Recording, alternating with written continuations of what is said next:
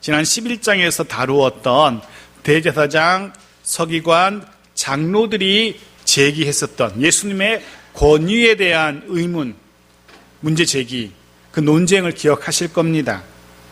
무슨 권위로 성전을 둘러엎고 무슨 권위로 성전에서 사람들에게 말씀을 강론하느냐는, 이 논쟁에서 이들은 예수님께서 되물었던 세례 요한의 권위가 누구의 권위로부터냐라는 이 반문에 한마디 대꾸도 하지 못하죠. 예수님에게 완패한 바가 있습니다. 오늘 본문은 또 다른 논쟁이 소개되고 있습니다.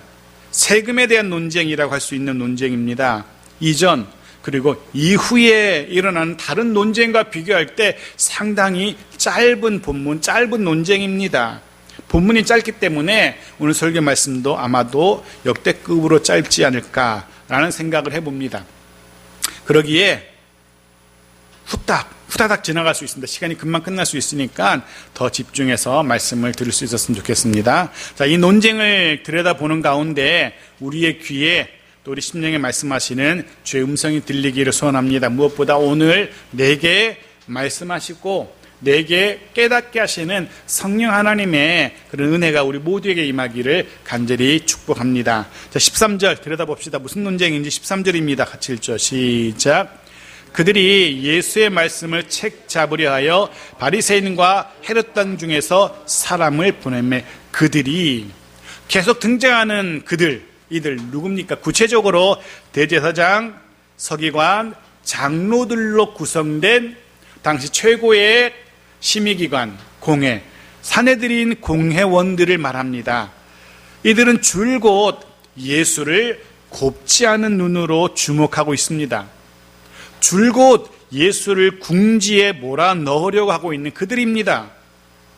예수님과 예수님을 따르는 제자들의 무리를 위험인물로 본 겁니다. 자신들의 기존의 권위에 도전하고 자신들이 기존에 누리던 지위에 도전하고 인기라든가 뭐 이런 것에 잠재적인 도전이 될 수 있는 신흥 세력으로 여긴 겁니다. 새로운 세력으로 인지한 겁니다. 게다가 그 예수가 저 지방에서 뭐 인기를 일으키는 그 정도에 그치면 좀 덜 신경 쓸 텐데, 그 예수가 무리들을 이끌고 예루살렘으로 들어온 겁니다. 자신들의 본거지인, 자신들의 영역인 예루살렘으로 들어왔고, 거기다가 본격적으로 자신들의 권위에 도전하는 일을 일삼고 있는 겁니다. 이들로서는 당연히 가만 둘 수가 없었습니다. 해서 이런저런 시비를, 도전을 이어갑니다. 그 중에 그 도전에 하나라도 걸려들기만 하면은 한순간에 예수를 밑바닥으로 끄집어 내릴 수 있는 그런 시도를, 도전을, 유혹을, 논쟁을 계속하고 있는 겁니다. 그래서 오늘 본문에 이렇게 표현하고 있죠. 예수의 말씀을 책 잡으려 하여 라고 표현합니다. 책 잡다. 좋은 의도로, 선한 의도로 예수와 논쟁을 벌이는 게 아니라는 겁니다. 책 잡으려고. 사실 이 표현은 짐승을 사냥할 때 쓰는 그런 표현입니다. 그런 용어입니다. 함정을 설치하거나 올무를 설치해서 짐승을 사냥하는 것, 그런 것을 표현하는 단어입니다. 예수를 지금 올무에, 함정에 몰아넣으려 가고 있는 그런 시도라는 것을 마가는 우리에게 들려주고 있는 겁니다. 해서 그들이 이번에는 누구를 보냈는지 보십시오. 누구를 보냅니까? 바리새인과 헤롯 땅 중에서 라고 기록하고 있어요. 바리새인과 헤롯 땅 중에서, 그들 중에서 사람을 뽑아서 예수에게 보낸 겁니다. 그런데 이 조합이, 바리새인과 헤롯 땅이라는 이 조합이 정말로 흥미롭습니다. 신약 성경에 대한 조금의 이해가, 선이해가 있다면 이들의 조합이 어울리지 않는 조합이라는 것을 금방 알 수 있습니다. 이 두 집단은, 당시에 바리새인 집단과 헤롯 땅 집단은 물과 기름처럼 섞일래야 섞일 수 없었던 그런 그룹이었던 겁니다. 바리새인들은 굳이 분류하자면 반로마적인 시각을 가진 사람들입니다. 로마의 통치가 아닌 하나님의 통치를 고수하던 이들입니다. 로마의 법이 아닌, 로마법이 아닌 하나님의 법, 율법을 강조하던 이들입니다. 그래서 이들 중에 아주 극단적인 사람들은 로마의 통치가 손을 미치지 못하는 저 먼 광야로 나가서 자기들끼리 토구를 파고 움막 짓고 자기들끼리 광야 생활하기까지 할 정도로 그토록 로마의 통치를 거부하던 이들이 바리새인들인 겁니다. 로마의 영향력을 거부합니다. 오늘 논쟁의 주제가 되는 세금의 문제만 해도 그렇습니다. 바리새파 사람들은 원칙적으로 로마에 바치는 세금을 거부하고 있는 이들입니다. 생명의 위협 때문에 마지못해 어쩔 수 없어서 겨우겨우 그냥 드리긴 하지만 원칙적으로 로마에 바치는 세금을 반대하는 이들입니다. 하지만 헤롯 당은 완전히 그 반대편에 선 이들이라고 할 수 있습니다. 말 그대로 친로마 성향의 사람들입니다. 로마의 통치를 두 손 들고 환영하는 사람들입니다. 옛날 친일파처럼 그런 사람들입니다. 당연히 로마에 바치는 세금 내야 한다라고 주장하는 사람들이죠. 전혀 다른 성격의 이 두 집단의 사람들이 섞일래야 섞일 수 없고 의견의 일치를 볼래야 볼 수 없는 사람들이 한 가지 이유로, 한 가지 목적으로 하나로 어울리고 있는 겁니다. 무슨 이유로, 무슨 목적으로? 오로지 예수를 책잡으려는, 예수를 함정에 몰아넣으려는 그 목적 하나로 전혀 다른 이질적인 이 두 집단이 한마음 된 겁니다. 바리새인들의 입장에서도 예수는 그냥 둘 수 없는 위험인물이었습니다. 예수님이 어떤 행위를 했습니까? 죄인들과 교제했었지 않습니까? 안식일을 너무나 쉽게 범합니다. 율법을 준수하지 않습니다. 심지어 자신들을 위선자, 외식하는 자로 비난하기까지 합니다. 게다가 그럼에도 불구하고 백성들 사이에서 예수의 종교적인 입지가 점점 종교적인 영향력이 점점 커져만 가고 있습니다. 바리새인들이 예수를 그냥 둘 수 없는 겁니다. 자기들이 절대 가치로 여겼던 안식일과 율법을 너무나 쉽게 밥 먹듯이 여기는 예수의 모습이 못마땅하고 그럼에도 불구하고 백성들에게 인기가 높아지는 거 보면서 그냥 둘 수가 없었던 거죠. 헤롯 땅의 입장에서도 마찬가지입니다. 예수를 그냥 둘 수 없습니다.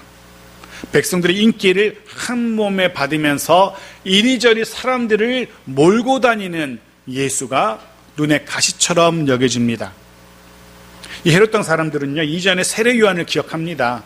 수많은 사람들이 그에게 세례받으러 나갔었고, 수많은 사람들이 그를 선지자로 여겼고, 수많은 사람들이 그를 하나님의 사람으로 여겼고, 그를 따라다녔습니다. 위험 세력이었습니다.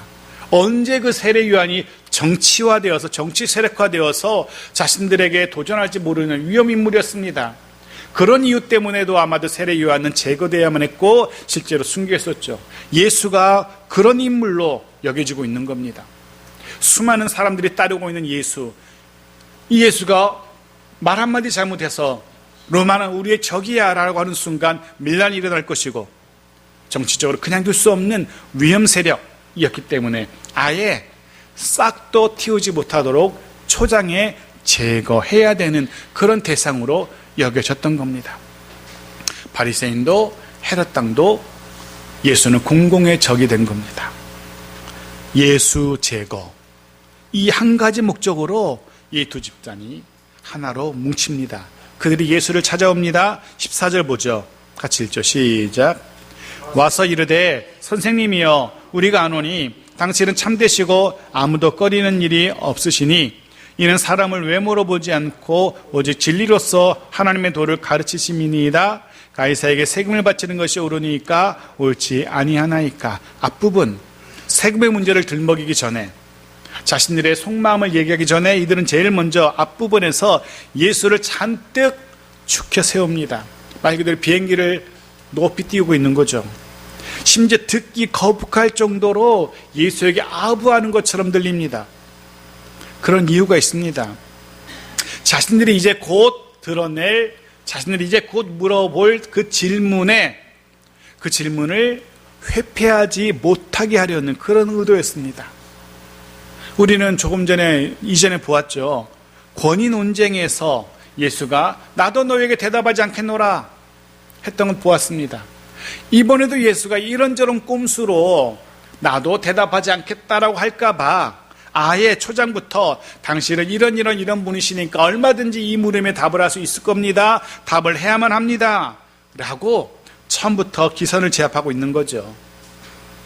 그런데 이들의 이 아첨 가득한 이 표현이 놀랍게도 예수의 정체성에 대해서 너무나 정확하게 드러내고 있다는 것을 우리가 발견하게 됩니다. 참되신 분, 사람을 외모로 보지 않는 분, 진리를 하나님의 도를 가르치시는 분, 이 문장만 놓고 보면은 정말 예수님에 대해서 제대로 이야기하고 있지 않습니까? 예수를 책 잡으려는 사람의 말처럼 들리지 않습니다. 제대로 예수를 알고 있는 사람들의 말처럼 보입니다. 그렇습니다.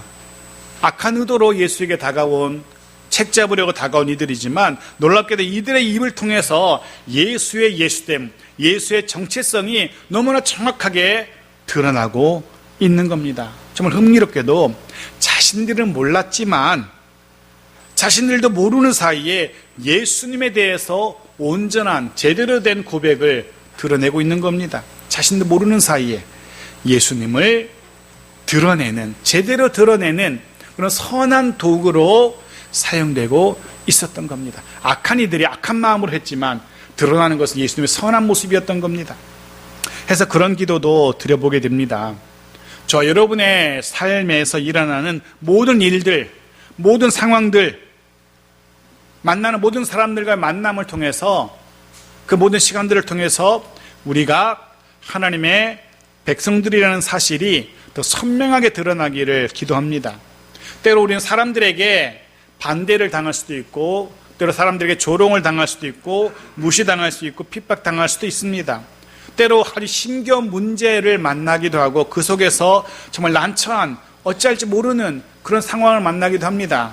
그런데요, 그런 만남들, 그런 상황들이 어쩌면 내가 당하는 그 난처한 상황들이, 내가 처하게 되는 그 어려운 문제들이 어쩌면 나의 예수 그리스도를 더 선명하게 드러낼 수도 있는 그런 기회, 그런 도구가 될 수 있다는 사실을 우리가 깨닫게 되어지는 겁니다.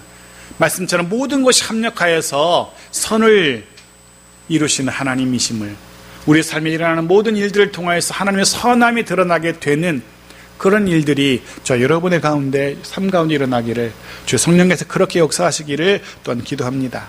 자, 이제 본론으로 들어가 봅시다. 이들이 제기하는 논쟁 주제 무엇입니까? 가이사에게 세금을 바치는 것이 옳으니까 옳지 아니하나이까? 세금, 로마 황제 가이사에게 세금 바쳐야 됩니까? 말아야 됩니까? 라는 질문입니다. 이 세금은 정확하게 인두세랍니다. 모든 사람에게 부과되는 세금, 우리도 주민세 있지 않습니까? 각 지역마다 그 지역에서, 지자체에서 주민세를 걷습니다. 로마도 당시에 성인 남자는 14살부터 65세까지, 성인 여자는 12세부터 62세까지 매년 1데나리온의 세금, 주민세를 내게 했습니다. 1데나리온 아시는 것처럼 노동자의 하루 품삯 정도, 많이 쳐서 한 10만 원 정도, 1년에 한 10만 원 정도 주민세를 내는 거죠. 사실은 로마는 이런 주민세뿐 아니라 자신들이 통치하는 지역에서 여러 세금을 걷었습니다. 토지세도 걷었고요. 거기서 나오는 곡식 식량의 생산량의 10분의 1을 또 따로 걷었고요. 과일이든지 포도든지 이런 것들도 5분의 1을 바치도록 했어요. 여러 가지 명목으로 세금을 거두게 했어요. 그 세금을 거두는 일을 대리했던 사람, 우리 뭐라고 부르죠? 세리라고 부르죠.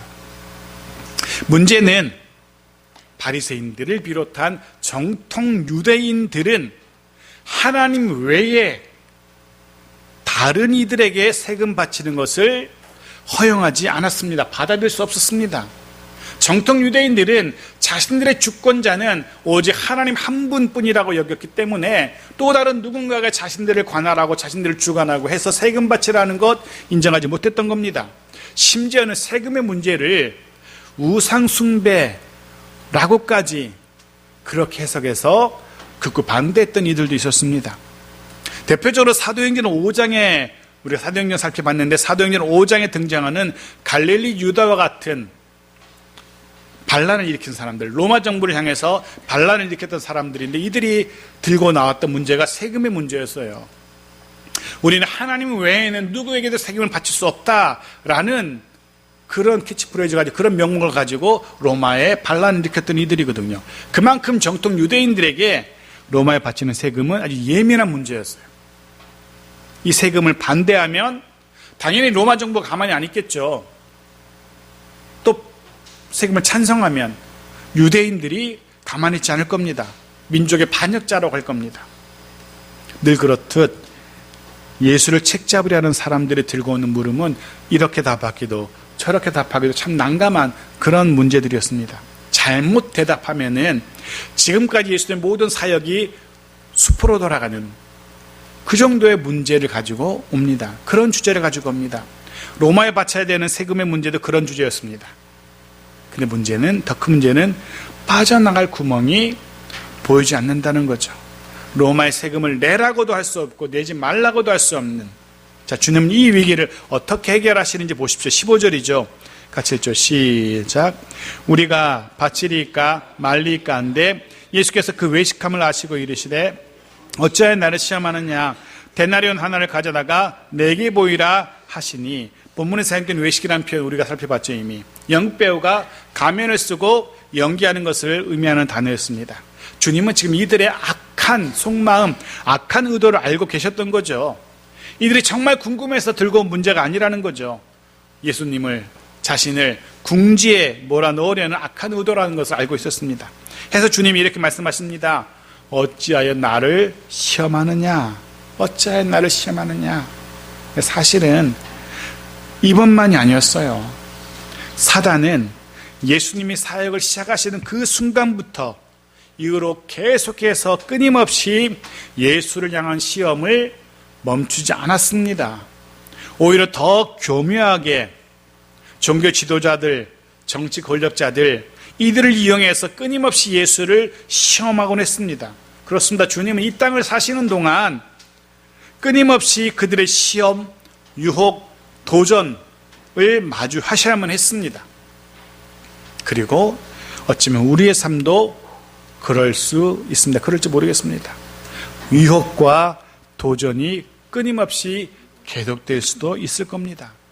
우리를 하나님에게서 멀어지게 하려는 수많은 시험을 만나게 될 수 있습니다. 참되고 바른 믿음에서 벗어나게 하려는 수많은 유혹과 시련들이 우리에게 있을 수 있다는 거죠. 바라기는, 기도하기는 그럴 때마다 성령 하나님께서 지혜 주시기를 해서 능히 그 모든 유혹, 시험, 도전 이겨낼 수 있기를 기도합니다. 늘 변함없는 모습으로, 신실한 모습으로 주와 주의 나라를 위해서 지금처럼 잘 달려갈 수 있기를 간절히 소원합니다. 근데 주님이 이런 악한 의도를 가지고 다가온 이들에게 한 가지를 요구하십니다. 뭘 요구하십니까? 데나리온 하나 좀 갖고 와봐 라고. 주님이 그들에게, 바리새인들, 헤롯 땅에게 데나리온 하나만 달라라고 말씀하시죠. 그들이 예수님에게 데나리온 하나를 내밉니다. 16절 같이 읽죠. 시작. 가져왔거늘 예수께서 이르시되 이 형상과 이 글이 누구의 것이냐 이르시되 가이사의 것입니다. 주님이 그들에게 물으십니다. 자, 이 데나리온에 새겨진 형상 그리고 새겨진 문구 누구 것이냐 라고 물으십니다. 당시 데나리온 보여드릴게요. 그림 하나 보여주세요.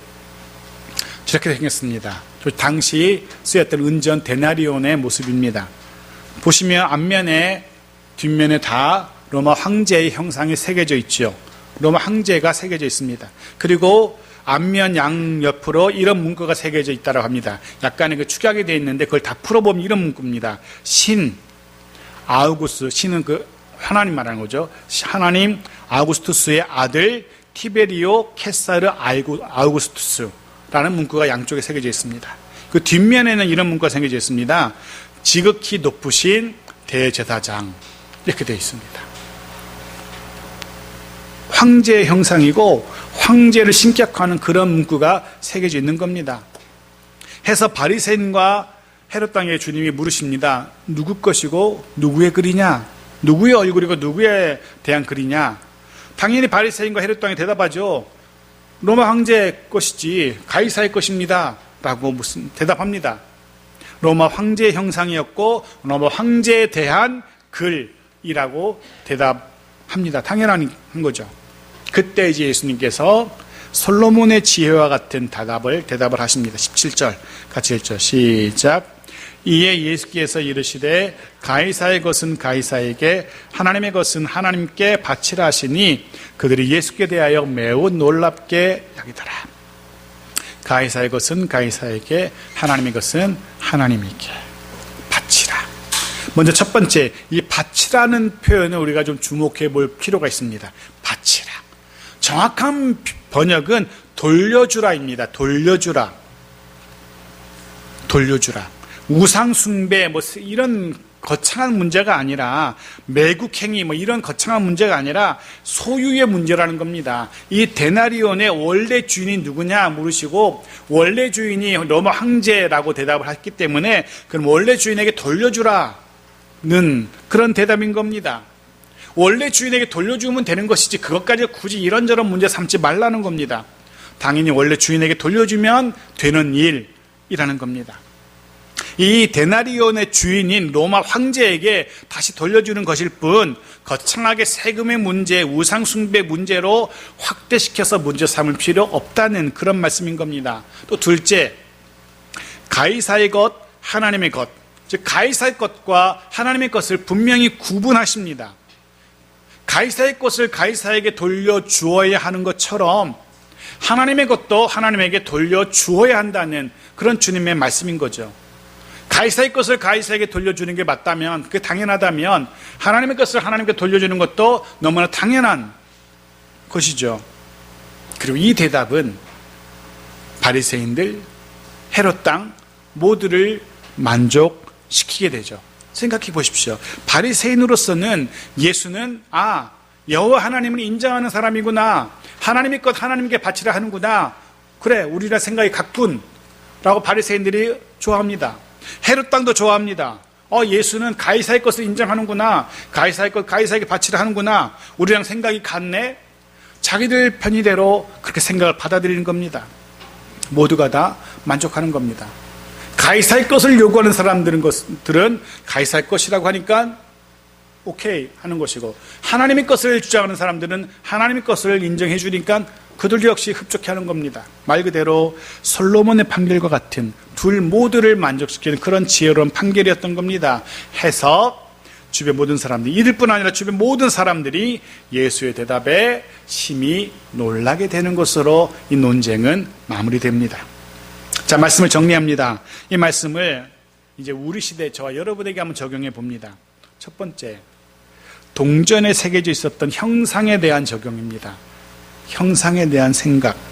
데나리온에 로마 황제 형상에 새겨져 있었고, 그래서 그 형상의 주인 로마 황제의 소유로 인정했다면, 우리를 생각해 봅시다. 우리는 누구의 형상인지, 여러분에게서는 누구의 형상이 드러나고 있는지, 우리의 가정은, 우리의 일터는 누구의 형상에 새겨져 있는지, 즉 누구의 소유인지 묵상해 봅니다. 성경은 저와 여러분이 하나님의 형상이라고 분명히 선언하죠. 확인해 봅시다. 창세기 1장 27절입니다. 같이 읽죠. 시작. 하나님이 자기 형상, 곧 하나님의 형상대로 사람을 창조하시되 남자와 여자를 창조하시고. 그렇습니다. 저와 여러분 모두는 하나님의 형상으로 만들어진, 즉 하나님의 것입니다.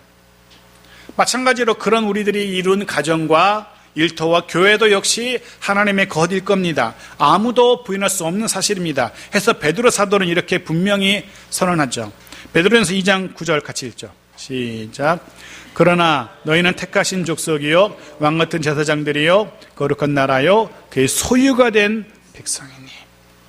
너무나 분명하게 우리가 하나님의 소유라고 선언하고 있습니다. 여기까지는 인정할 수밖에 없습니다. 성경이 분명히 이야기합니다. 우리 하나님의 소유라고. 그럼 두 번째 이어지는 물음은, 두 번째 생각은 이겁니다. 우리가, 우리 가정이, 우리 일터가, 교회가 하나님의 소유, 하나님의 것이라면 주님 말씀대로 하나님의 것 하나님께 돌려드리고 있는지, 하나님의 것이라면 하나님께 돌려드리는 게 마땅한데 과연 그렇게 하고 있는지를 생각해 보는 거죠.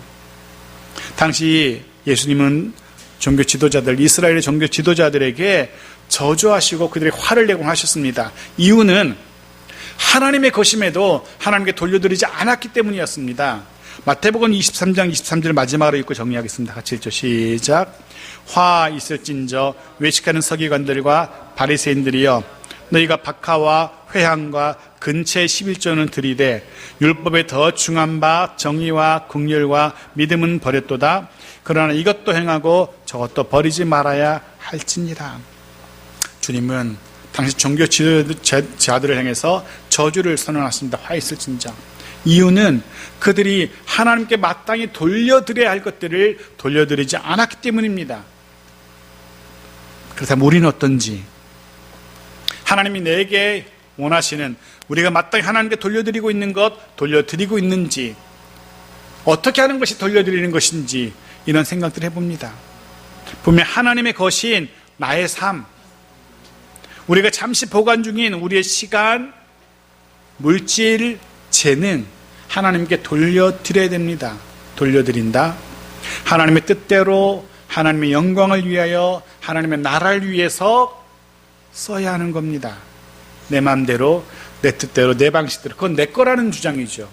하나님의 것이라고 인정한다면 당연히 소유주 되시는 하나님의 뜻대로, 하나님의 방식대로 그의 영광을 위해서 써야 될 겁니다. 그래서 내 시간이건 내 물질이건 내 재능이건, 사랑하는 성도 여러분, 내 삶, 내 인생, 우리 가정, 교회, 내 것이 아니라 하나님의 것임을 잊지 말아야 됩니다. 그분의 소유임을 인정해야 합니다. 그리고 돌려드림, 그분의 소유대로, 뜻대로 사용해야 합니다.